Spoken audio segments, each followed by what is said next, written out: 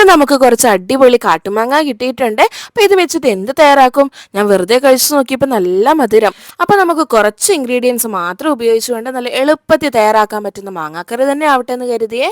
കിട്ടിയ മാങ്ങയെല്ലാം നല്ല രീതിക്ക് ഒന്ന് കഴുകിയെടുക്കണേ. അപ്പൊ നിലത്തൊക്കെ വീണ് കിടക്കുന്നതായിരിക്കുമല്ലോ, മണ്ണൊക്കെ കാണും. ഇനി നമുക്ക് ഓരോ മാങ്ങയും എടുത്ത് അതിന്റെ തൊലിയൊക്കെ ഒന്ന് കളഞ്ഞെടുക്കണേ. ഈ കാട്ടുമാങ്ങയിൽ തന്നെ ചില മാങ്ങകൾ നല്ല പുളിയായിരിക്കും, ചിലത് നല്ല മധുരമായിരിക്കും.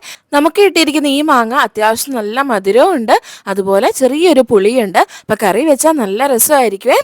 അപ്പോൾ ഞാനിവിടെ എല്ലാത്തിൻ്റെയും തൊലിയൊക്കെ കളഞ്ഞെടുത്തിട്ടുണ്ട്. അപ്പം നമ്മൾ ഈ ചട്ടിയിൽ തന്നെയാണ് കറി വെക്കുന്നത്.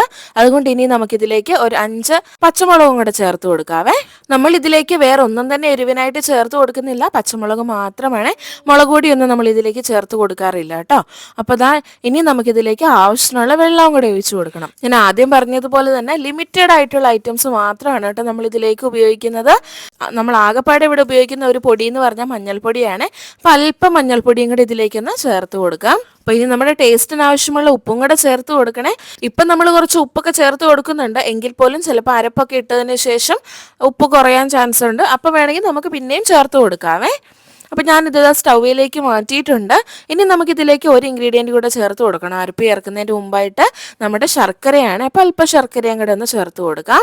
ഇനി നമുക്ക് നമ്മുടെ മാങ്ങയൊക്കെ അടച്ചു വെച്ചൊന്ന് വേവിക്കാം. അപ്പോൾ വേവുന്ന സമയം കൊണ്ട് നമുക്ക് അരപ്പ് തയ്യാറാക്കിയാലോ. അപ്പോൾ അതിനായിട്ട് തേങ്ങയുടെ ഒപ്പം തന്നെ ജീരകവും അതുപോലെ ഒരു 4 അല്ലി വെളുത്തുള്ളിയും കൂടെ എടുത്ത് നല്ല രീതിക്കൊന്ന് അരച്ചെടുക്കണേ. അപ്പോൾ വെള്ളവും കൂടെ ചേർത്ത് വേണം നമുക്ക് അരയ്ക്കാനായിട്ട്.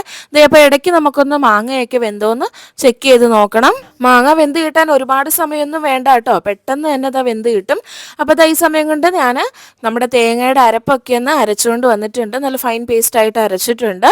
ഇനി നമുക്ക് നമ്മുടെ മാങ്ങയിലേക്ക് ഈ അരപ്പും കൂടെ ഒന്ന് ഒഴിച്ച് നല്ല രീതിക്കൊന്ന് മിക്സ് ചെയ്ത് കൊടുക്കണേ.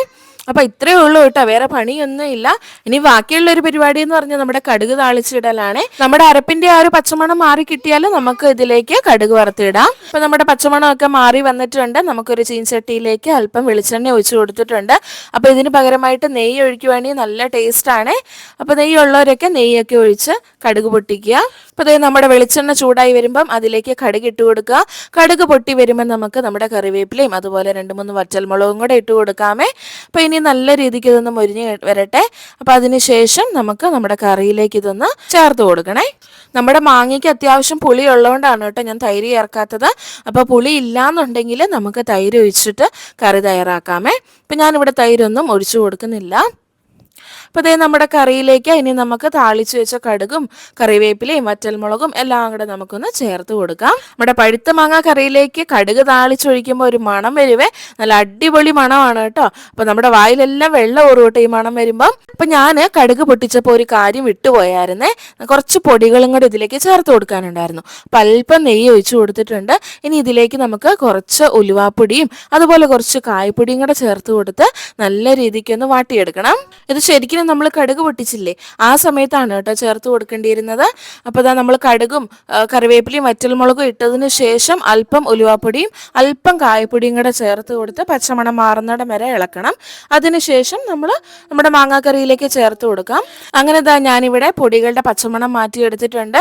ഇനി നമുക്ക് നമ്മുടെ കറിയിലേക്ക് ഇതൊന്ന് ഒഴിച്ചു കൊടുക്കാം. അപ്പോൾ നമ്മുടെ മാങ്ങാക്കറി ഇവിടെ തയ്യാറായിട്ടുണ്ട് കേട്ടോ. എത്ര എളുപ്പത്തിലാന്ന് നോക്കി നമ്മുടെ മാങ്ങാക്കറി റെഡി ആയത്.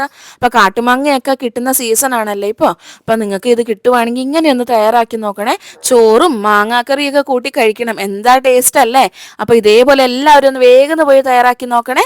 അപ്പോൾ വീഡിയോ ഇഷ്ടപ്പെട്ടാൽ ചാനലൊന്ന് സബ്സ്ക്രൈബ് ചെയ്യാനും ലൈക്ക് ചെയ്യാനും ഷെയർ ചെയ്യാനും ഒന്നും മറക്കല്ലേ.